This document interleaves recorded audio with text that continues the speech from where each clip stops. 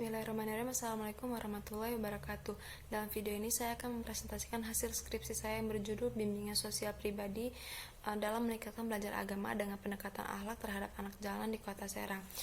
Skripsi ini diajukan sebagai salah satu syarat untuk memperoleh gelar sarjana sosial atau esas.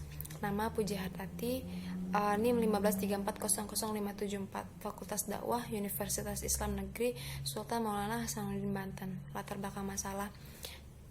Poin yang pertama yaitu kondisi anak jalanan di Kota Serang. Menurut Departemen Sosial United National Development atau bisa disingkat UNDP, anak jalanan merupakan anak-anak yang menghabiskan sebagian besar waktunya untuk mencari nafkah di jalan dan di tempat-tempat umum lainnya. Menurut Kementerian Sosial RI, anak jalanan adalah anak yang menghabiskan sebagian besar waktunya untuk mencari nafkah atau berkeliaran di jalanan atau tempat umum lainnya. Anak jalanan dalam konteks ini adalah anak yang berusia antara 6 sampai 18 tahun. Sosok anak jalanan bermunculan di kota-kota, baik itu di emper-emper toko, di stasiun, terminal, pasar, tempat wisata, bahkan ada yang di makam-makam. Anak-anak jalanan menjadikan tempat mangkalnya sebagai tempat berteduh, berlindung, sekaligus mencari sumber kehidupan. Meskipun ada juga yang masih tinggal dengan orang keluarganya. Begitupun anak jalan di Kota Serang, yang dimana seringkali kita jumpai ketika kita berada di persimpangan jalan. Padahal seusia mereka pun memiliki keinginan tumbuh dan berkembang seperti anak-anak lainnya. Adapun beberapa faktor yang kerap memaksa mereka untuk turun ke jalanan, antara lain faktor ekonomi, terjadinya kekerasan di rumah sehingga si anak lebih memilih hidup di jalanan, menginginkan kehidupan yang bebas dan ajakan dari teman. Tak heran jika anak jalanan sangat tertinggal dalam pendidikan, karena sebagian besar waktunya mereka habiskan di jalanan. Anak-anak jalanan pun lebih rentan mempunyai kecenderungan untuk menyimpang dari hukum dan ketertiban. Itu semua disebabkan oleh keterbatasan pengetahuan dan pengertian terhadap realita kehidupan, dan kurangnya pengawasan serta arahan dari kedua orang tua mereka dan lingkungan sekitarnya. Kemudian yang kedua itu layanan bimbingan sosial pribadi dalam meningkatkan belajar agama dengan pendekatan akhlak terhadap anak jalanan. Yang pertama di sini layanan bimbingan sosial pribadi, bimbingan menurut Syamsu Yusuf dan Ahmad Juntika. Bimbingan merupakan suatu proses pemberian bantuan kepada individu yang dilakukan secara berkesinambungan agar individu dapat memahami dirinya sehingga ia sanggup mengarahkan dirinya dan dapat bertindak secara wajar sesuai dengan tuntutan dan keadaan lingkungan sekolah, keluarga, masyarakat, dan kehidupan pada umumnya. Kemudian, bimbingan sosial pribadi menurut Syamsu Yusuf dan Ahmad Juntika bahwa bimbingan sosial pribadi merupakan suatu proses bimbingan untuk individu dalam penyelesaian masalah sosial dan pribadinya. Penulis memilih layanan bimbingan sosial pribadi untuk anak jalanan dikarenakan anak jalanan perlu ditangani dengan baik. Mereka tidak bisa lepas dari problematikanya secara mandiri, baik problematika pribadi maupun problematika sosialnya. Mereka masih perlu arahan, bimbingan, dan bantuan dari masyarakat yang mendukung tumbuh kembang mereka, terutama dari kedua orang tua mereka. Rumusan masalah yang pertama di sini bagaimana kondisi pemahaman agama terhadap anak jalanan. Yang kedua, bagaimana proses bimbingan sosial pribadi dalam meningkatkan belajar agama dengan pendekatan akhlak terhadap anak jalanan. Untuk yang pertama yaitu kondisi pemahaman agama terhadap anak jalanan. Dapat saya simpulkan dari 5 responden yang saya telah ada 2 orang dari 3 yang sudah memiliki bekal membaca dan menulis huruf hijaiyah. Selebihnya dari 3 orang yang peneliti perhatikan memang bisa dikatakan minim peran dari orang tuanya dalam membimbing ajaran agama. Mereka umumnya disuruh orang tuanya untuk mencari nafkah di jalanan dengan alasan untuk tambahan uang jajan. Tujuan penelitian berdasarkan rumusan masalah yang telah diuraikan di atas, maka tujuan dari penelitian ini adalah untuk mengetahui kondisi pemahaman agama terhadap anak jalanan. Yang kedua, untuk mengetahui bimbingan sosial pribadi dan meningkatkan belajar agama dengan pendekatan akhlak terhadap anak jalanan. Dan tempat penelitian. Waktu pelaksanaan penelitian ini ditargetkan 3 bulan atau 90 hari dimulai dari awal September sampai akhir November 2019. Tempat penelitian ini dilakukan di Kota Serang terhadap anak jalan di Kota Serang, di daerah Ciceri, Sumber Pucung, dan Terminal Paupaten dan berkoordinasi dengan Dinas Sosial Kota Serang. Kemudian jenis metode penelitian ini adalah penelitian kualitatif atau disebut juga naturalistic inquiry, yang merupakan prosedur penelitian yang menghasilkan data deskriptif berupa kata-kata tertulis atau lisan dari orang-orang dan perilaku yang dapat diamati. Sumber data penelitian ini ada dua, yaitu data primer dan data sekunder. Data primer itu data yang diperoleh secara langsung tanpa melalui perantara, seperti peristiwa atau kegiatan yang diamati langsung.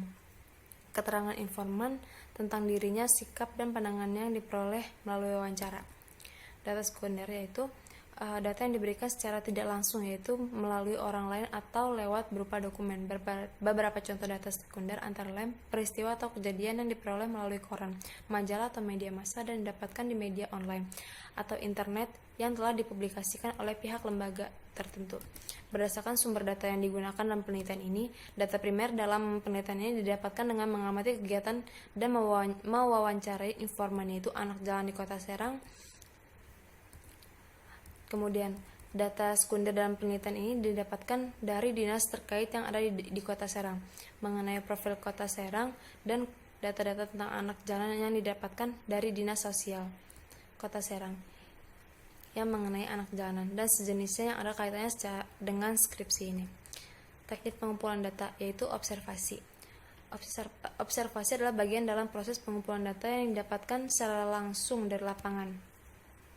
Data observasi dapat berupa gambaran tentang sikap, kelakuan, perilaku, tindakan keseluruhan, interaksi manusia. Data observasi juga dapat berupa interaksi dalam suatu organisasi atau pengalaman para anggota dalam berorganisasi. Proses observasi dalam penelitian ini dimulai dengan mengamati kegiatan anak jalan di Kota Serang.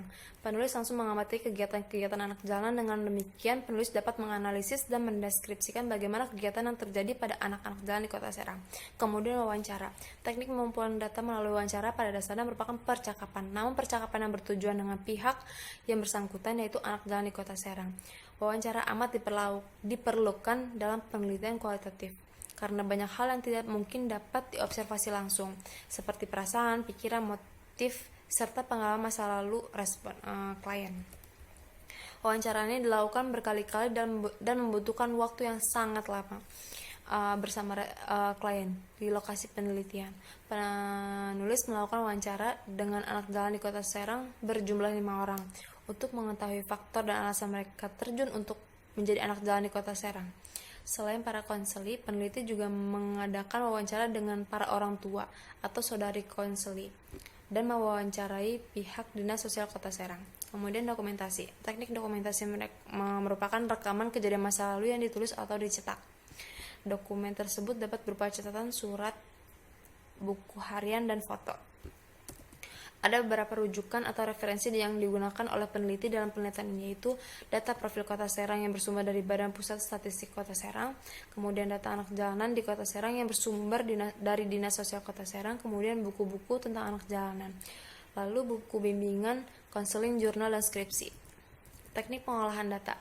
Analisis data adalah proses penyederhanaan data ke dalam bentuk yang mudah dibaca dan diinterpretasikan. Dalam proses menganalisis dan menginterpretasikan data-data yang telah terkumpul, penelitian menggunakan data analisis deskriptif kualitatif, yakni setelah data terkumpul, kemudian data tersebut dikelompokkan melalui kata-kata atau kalimat dengan kerangka berpikir teoritik untuk memperoleh kesimpulan atau jawaban dari permasalahan yang telah dirumuskan.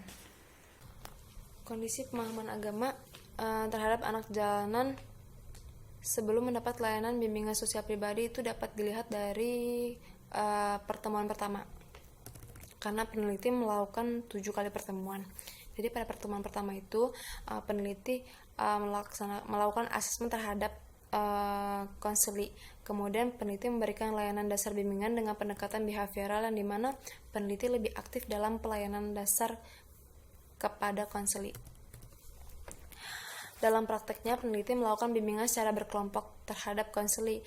Pada tahap ini, peneliti menanyakan kendala-kendala dalam pengetahuan agama, seperti menanyakan ada yang udah bisa ngaji atau belum, ada yang udah hafal doa-doa ketika melaksanakan tata cara sholat, semacam seperti itu. Setelah itu, peneliti menindaklanjuti dengan pembuatan jadwal tatap muka secara berlanjut yang telah ditentukan harinya secara bersama-sama. Jadi peneliti di sini menentukan jadwal yang telah dirundingkan bersama si konseli. Yang kedua itu proses bimbingan sosial pribadi terhadap anak jalanan dalam meningkatkan belajar agama dengan pendekatan akhlak. Di sini prosesnya dapat dilihat dari pertemuan kedua sampai pertemuan kelima. Pertemuan kedua yaitu peneliti mengambil benang merahnya terhadap para konseli. Permasalahan utamanya ya satu, kurangnya bimbingan dari segi keagamaan. Yang sudah bisa membaca Al-Quran mengajak yang lainnya untuk belajar bersama membaca Al-Quran mulai dari dasar, seperti belajar huruf hijaiyah bersama-sama. Jadi yang udah bisa itu ngajakin mereka biar bisa baca Al-Quran juga. Kemudian menceritakan kisah-kisah Nabi. Ketika saya menceritakan kisah-kisah Nabi kepada mereka, respon mereka dari mereka tuh sangat bersemangat sekali gitu. Itu semua tuh dapat dilihat dari wajah para konselor yang senang pada yang sangat senang. Kemudian pada pertemuan kali ini diakhiri dengan pemberian buku panduan tata cara membaca Al-Quran atau Iqra, dan mengingatkan kepada para konselor untuk tidak meninggalkan sholat dan memberikan kebiasaan-kebiasaan yang bernuansakan Islami. Pada pertemuan ketiga, peneliti mencoba mereview kepada konselor tentang ajaran-ajaran yang telah peneliti berikan. Pada tahap kali ini sudah mulai terlihat dampak positifnya dari layanan bimbingan sosial pribadi ini. Ditandai dengan berhasilnya sebagian besar dari mereka dapat mencontohkan dan melafalkan beberapa huruf hijaiyah dan menuliskan di papan tulis, membaca Iqra secara bergantian. Itu tuh jadi di sini tuh pada tahap ini peneliti tuh mereview. Jadi karena kan sebelumnya kan kita kan belajar bersama-sama tentang huruf hijaiyah. Jadi hari selanjutnya itu peneliti itu mereview kembali. Jadi mengulang kembali tentang pelajaran-pelajaran sebelumnya, mengulang kembali pelajaran sebelum-sebelumnya. Jadi dari mereka itu kebanyakan udah bisa gitu, udah bisa melafalkan, udah pada tahu huruf-hurufnya, yang ini huruf apa, yang ini huruf apa gitu. Jadi tapi hanya satu konselor yang masih perlu diperhatikan agar proses ini berhasil dan tidak membosankan. Peneliti memberikan homework atau pekerjaan rumah kepada mereka dengan iming-iming yang berhasil menjawab pertanyaan dengan benar akan mendapatkan hadiah dari peneliti. Dan respon dari mereka ya sangat senang dan tak sabar untuk pertemuan selanjutnya. Di pertemuan ketiga pun peneliti tak lupa pula mengingatkan mereka untuk tidak meninggalkan sholat dan memberi motivasi kepada mereka serta nasihat. Jadi saya tuh ngasih motivasi kepada mereka, jangan bosan buat belajar tentang agama karena itu bakal buat kamu nanti gitu. Terus juga nasihat, kalau misalkan nasihat-nasihat kecil sih kayak jangan pernah ninggalin sholat, karena sholat itu kan hukumnya wajib. Jadi kalau kita ninggalin sholat nanti kita dapat dosa, kalau dapat dosa nanti masuk neraka. Kemudian pada pertemuan keempat, peneliti memberi reward kepada konselor yang berhasil mengerjakan PR atau homework pada hari sebelumnya. Pada pertemuan keempat, peneliti memfokuskan memberi materi lanjutan dan mengevaluasi dari keseluruhan tahapan tersebut. Jadi karena kan sebelumnya kan udah belajar tentang huruf hijaiyah. Jadi pertemuan kelima, peneliti mereview atau mengevaluasi kembali semua instrumen-instrumen pembelajaran agama kepada konselor. Apakah mereka sudah melaksanakannya atau belum, dengan cara mengetes baca Al-Qur'annya, menanyakan kepada sanak saudaranya udah rajin sholat atau belum, dan diakhiri dengan pemberian pekerjaan PR kembali dan menentukan jadwal pertemuan selanjutnya. Saya itu sangat rajin memberi pekerjaan rumah kepada mereka itu biar mereka selalu ingat. Dan juga ketika saya memberikan pekerjaan rumah kepada mereka itu senang buat ngerjainnya karena itu tuh hal baru buat mereka gitu. Kemudian di sini kondisi pemahaman agama terhadap anak jalanan setelah mendapat layanan bimbingan sosial pribadi. Pertemuan itu dapat dilihat dari pertemuan ke-6 sama ke-7. Pertemuan ke-6 itu peneliti melakukan evaluasi terhadap semua instrumen yang telah diberikan agar mendapatkan penilaian sejauh mana perkembangan dan kemajuan para konseli di setiap pertemuannya. Namun tidak perlu lupa juga peneliti selalu menanamkan dan mengajari etika yang luhur itu seperti apa, serta motivasi mereka agar terus mempertahankan kebiasaan yang baik.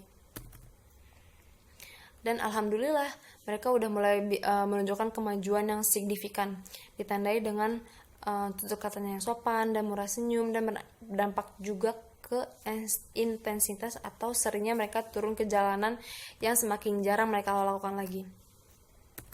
Kemudian pertemuan ke-7, pada pertemuan kali ini peneliti menanyakan kepada para konseli perasaan yang mereka rasakan selama mengikuti berbagai proses dan rangkaian layanan bimbingan sosial pribadi ini, dan diakhiri dengan memberikan reward yang sama kepada para konseli agar mereka terus dan lebih giat dalam beribadah, sehingga nantinya mereka akan tertarik dan giat lagi untuk terus belajar, baik dari sekolah formal yang mereka ikuti, dan tidak lupa juga kepada nilai-nilai akhlakul karimah serta yang berkaitan dengan kepribadahan yang tujuannya nanti menyelamatkan mereka dari belenggu dan lingkaran jalanan dan menjadikan mereka sebagai penerus generasi bangsa yang berakhlakul karimah serta memiliki keilmuan yang tinggi.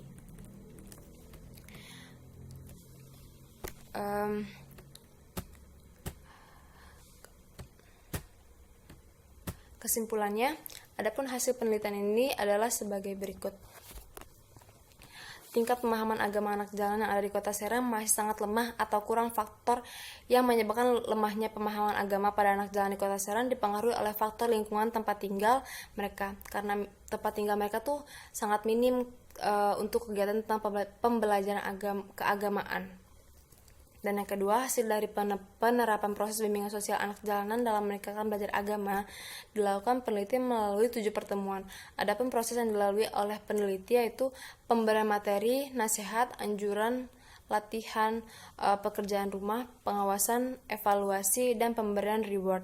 Berdasarkan proses bimbingan yang dilaksanakan, proses tersebut berjalan dengan lancar. Tingkat pembelajaran dan pengetahuan agama anak jalanan cukup baik setelah mengikuti kegiatan konseling.